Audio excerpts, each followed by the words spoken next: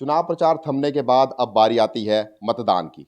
मंडी संसदीय क्षेत्र, जो इस वक्त देश का दूसरा सबसे बड़ा संसदीय क्षेत्र है, यहाँ पर 13,70,000 से अधिक मतदाता कल मतदान करके अपने भावी प्रतिनिधि का चुनाव करेंगे।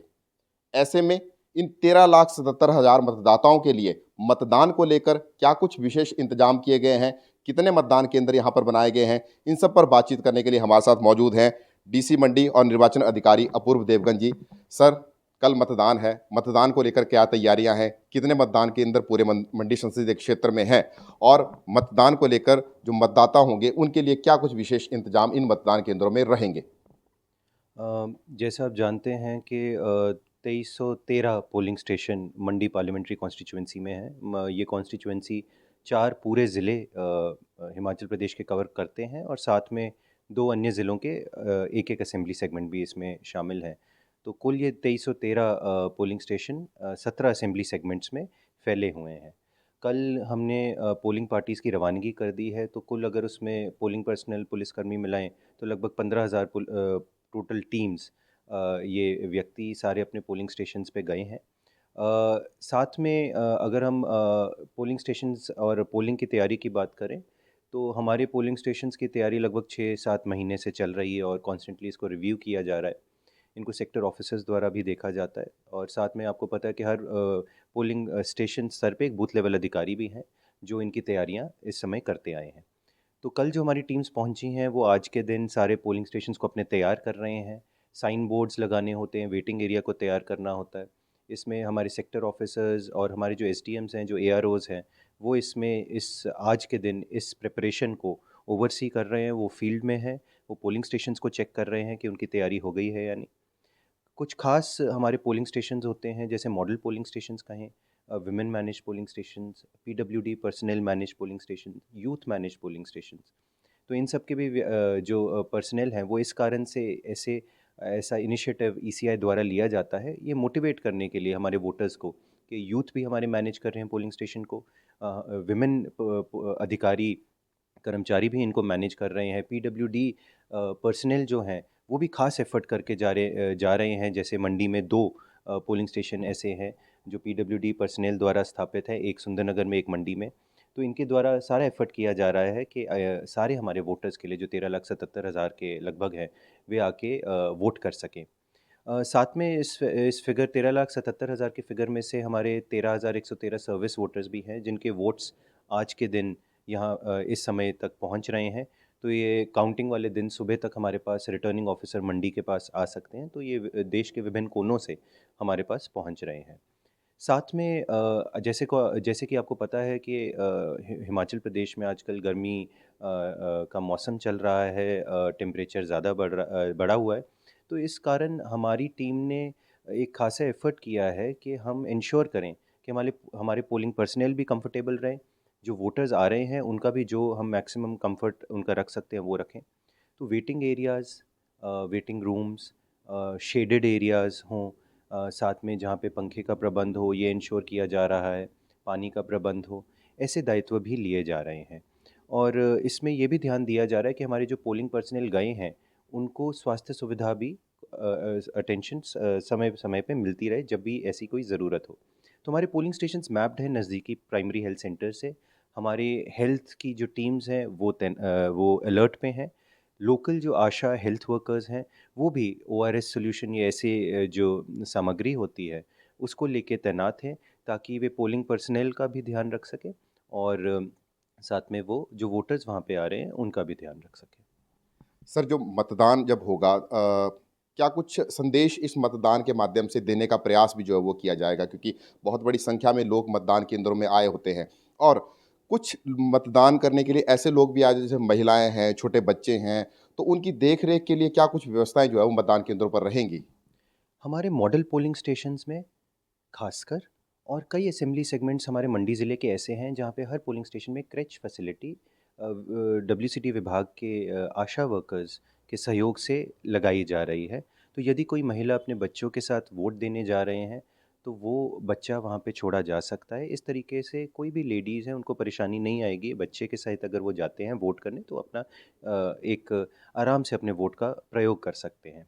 साथ में अगर हम संदेश देने की बात करें, मंडी ज़िले में ख़ास इस बार प्रयोग किया जा रहा है, एक प्रयास किया जा रहा है ग्रीन पोलिंग स्टेशंस को लेके। हमारे सारे 10 के 10 असेंबली सेगमेंट्स में एक-एक ग्रीन पोलिंग स्टेशन स्थापित किया जा रहा है। हर एक का एक थीम रहेगा। जैसे आज की डेट में आगजनी फ़ॉरेस्ट फायर की घटनाएँ हो रही हैं, तो इस कारण कहीं पे थीम फ़ॉरेस्ट फायर है, कहीं पे पौधारोपण है। तो उस प्रकार से जो भी वोटर वहाँ पे आ रहे हैं, उनको हम अवेयर करने की कोशिश कर रहे हैं इन ग्रीन पोलिंग स्टेशंस के माध्यम से। मंडी संसदीय क्षेत्र की बात करें तो यहाँ की भौगोलिक परिस्थितियाँ बड़ी चुनौतीपूर्ण हैं और देश का दूसरा सबसे बड़ा संसदीय क्षेत्र है। विश्व का जो सबसे ऊंचा मतदान केंद्र है वो भी यहाँ पर मौजूद है लाहौल स्पीति जिला के टशीगंज में। किस प्रकार की चुनौतियों का सामना जो है वो करना पड़ रहा है मतदान को लेकर? कौन-कौन से ऐसे इलाके हैं जहाँ पर प्रशासन को जो है वो ज़्यादा चुनौतियाँ महसूस हो रही हैं? देखिए, हालाँकि ये जो भौगोलिक परिस्थितियाँ हैं, इससे हमारे आमजन जो हिमाचल प्रदेश में है, वो तो रोज़ फ़ेस करते ही हैं इन परिस्थितियों को। परंतु ये हमारे पोलिंग पार्टीज़ के लिए ख़ासा चुनौती रहती है, क्योंकि उनको बहुत सामग्री के साथ, ईवीएम्स के साथ और अन्य सामान के साथ लंबे-लंबे रास्ते पे ट्रैक करके इन पोलिंग स्टेशंस पे पहुँचना पड़ता है। तो ये ऐसे हमारे दूर-दराज वाले पोलिंग स्टेशंस सारे ज़िलों में फैले हुए हैं, जहाँ लंबे रास्ते तय करने पड़ते हैं। इसके अलावा कुछ ऐसे हैं जहाँ पे झूले वाले पुल से भी जाना पड़ता है, तो वो एक चैलेंज इसलिए रहता है क्योंकि ईवीएम्स को भी हमें सेफ्टी सिक्योरिटी भी हमारा एक दायित्व है। तो जैसे मगान पोलिंग स्टेशन है, वहाँ पे ख़ासा एक टेम्परेरी पोलिंग स्टेशन ईसीआई द्वारा, हमारी टीम द्वारा स्थापित किया गया है और पोलिंग पार्टी आज रवाना वहाँ के लिए होगी। उस टेम्परेरी स्ट्रक्चर को केवल वहाँ के उस गाँव के वोटर्स के लिए, जो पोलिंग स्टेशन है वहाँ पे है, उसके लिए स्थापित किया गया है। ये खासा एफर्ट किया गया है। तो इन्हीं के एफर्ट्स को देखते हुए मेरा हमेशा अनुरोध रहता है हमारे वोटर्स से, मंडी पार्लियामेंट्री कॉन्स्टिट्यूएंसी और मंडी ज़िले के वोटर्स से, कि वो हमारी एफर्ट्स को देखते हुए जो उनको जो हमारी ड्यूटी भी है और जिसके लिए हम इस ड्यूटी को निभाते हुए हम दूर दराज क्षेत्रों में पोलिंग स्टेशंस को स्थापित कर रहे हैं, पर हमारी ये एफर्ट देखते हुए भी इस पोलिंग में ज़रूर हिस्सा लें और वोट देने 1 जून को ज़रूर जाएँ। चलिए, मतदान की अपील आपने कर दी और कल मतदान होने वाला है, चुनाव प्रचार पिछले कल जो है वो थम चुका है। इस चुनाव प्रचार के दौरान क्या कुछ शिकायतें जो है वो प्रशासन के पास पहुँची? क्योंकि दिखती सी बात है कि जब चुनाव होता है तो प्रचार के दौरान बहुत सी ऐसी बातें होती हैं जिसको लेकर जो है वो तरह-तरह की शिकायतें प्रशासन कितनी शिकायतें पहुँची? कितनों का निपटारा हुआ है? कितनी जो है वो लंबित है और किस प्रकार की शिकायतें थी? ये जो मॉडल कोड ऑफ कंडक्ट होता है, ये पोलिंग पार्टीज़ पे एप्लीकेबल होता है, कैंडिडेट्स पे एप्लीकेबल होता है और जो जितना मशीनरी है, सरकारी कर्मचारी, मुलाज़िम, हर एक पे एप्लीकेबल होता है। तो इस सब की गाइडलाइंस इश्यू की गई है, जिसमें विभिन्न प्रकार की कार्यप्रणाली रहती है कि क्या एक्शन लिया जा सकता है। तो इसमें कुछ हमारे पास चुनावी रैलियों को लेके शिकायतें आती हैं, जहाँ पे अगर अनुमति के साथ कार्य नहीं हुआ है। और इस ये शिकायतें पाने के विभिन्न स्रोत होते हैं, जैसे कि सी विजिल है ऐप, इसके और इसका पोर्टल है। तो इस पे हमें इस ज़िले की अगर मैं बात करूँ, 36 शिकायतें आई हैं, जिसमें 27 ये झंडे, बैनर इत्यादि के बारे में सही पाई गई थी। तुरंत एक्शन हमारी एफएसटीज़, जो सर्वेलेंस टीम्स होती हैं, फ्लाइंग स्क्वाड बोलते हैं इसको, हमारे जो सेक्टर ऑफिसर्स हैं, इनके द्वारा एआरओज़ की अध्यक्षता में इन पे एक्शन लिया गया। 27 सही पाई गई थी, उन पे तुरंत एक्शन लिया गया, इन सारी चीज़ों को रिमूव किया गया है। साथ में 9 अनाधारित पाई गई थी, तो उनको जो एक्शन उसमें बनता था उसके अकॉर्डिंगली उसको क्लोज़ किया गया।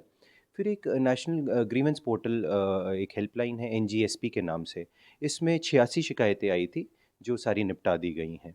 इसके अलावा हमें अन्य शिकायतें जो कोई जो एलिगेशंस अगर होती हैं, कोई किसी मुलाज़िम के विरुद्ध, किसी कैंडिडेट, किसी पॉलिटिकल पार्टी के विरुद्ध, ये हमारे पास 49 शिकायतें इस ज़िले की अगर मैं बात करूँ यहाँ पे आई थी और इन शिकायतों में से लगभग सारी सब पे एक्शन ले लिया गया है और रिपोर्टिंग भी हमने chief electoral officer Himachal Pradesh को और ईसीआई को भेजी है। मतदान कल होना है, लेकिन उससे पहले जो 21 से 29 मई तक एक मतदान की प्रक्रिया चली थी, वो क्या थी? उसके बारे में जानकारी दीजिए। कितना मतदान जो है वो उसमें हुआ है? ये होम पोलिंग की सुविधा हमारे 85 वर्ष आयु के ऊपर वाले वोटर्स के लिए, वो पीडब्ल्यूडी वोटर्स जिन्होंने अप्लाई किया और जो एलिजिबल पाए गए इसके लिए, इस प्रक्रिया के लिए, उनके लिए था। पूरे पार्लियामेंट्री कॉन्स्टिट्यूएंसी में 10,870 के लगभग ऐसे वोटर्स थे और मुझे बताते हुए हर्ष हो रहा है कि सारे जो ज़िले के डीईओज़ हैं, डीसीज़, एआरओज़, इन सब के और इनके जो मोबाइल होम पोलिंग टीम्स थी, जो 210 की संख्या थी, इनके सबके कार्य से और वोटर्स के सहभागिता से 97% 97.3% इसमें पोलिंग हुई है, जो अपने आप में एक अचीवमेंट है। तो ये थे निर्वाचन अधिकारी अपूर्व देवगन, जिन्होंने संपूर्ण जानकारी दी और बताया कि कितनी मेहनत के साथ इनकी जो पोलिंग पार्टियां हैं वो मतदान करवाने के लिए जो है वो मतदान केंद्रों पर गई हैं। इसलिए लोग 1 जून को अपने मताधिकार का इस्तेमाल करने मतदान केंद्रों में ज़रूर जाएं और अपने मताधिकार का सही इस्तेमाल करें। 21 से लेकर 29 मई तक जो एक मतदान की प्रक्रिया घर घर जाकर जो की गई थी, उसमें 97% से ज़्यादा की जो वोटिंग है वो दर्ज की गई है। इसलिए ये हम सभी का दायित्व बनता है कि अपने नज़दीकी मतदान केंद्रों में जाएं और अधिक से अधिक संख्या में मतदान करके अपने प्रतिनिधियों का चुनाव करें। न्यूज़ 18 हिमाचल के लिए मंडी से वीरेंद्र भारद्वाज।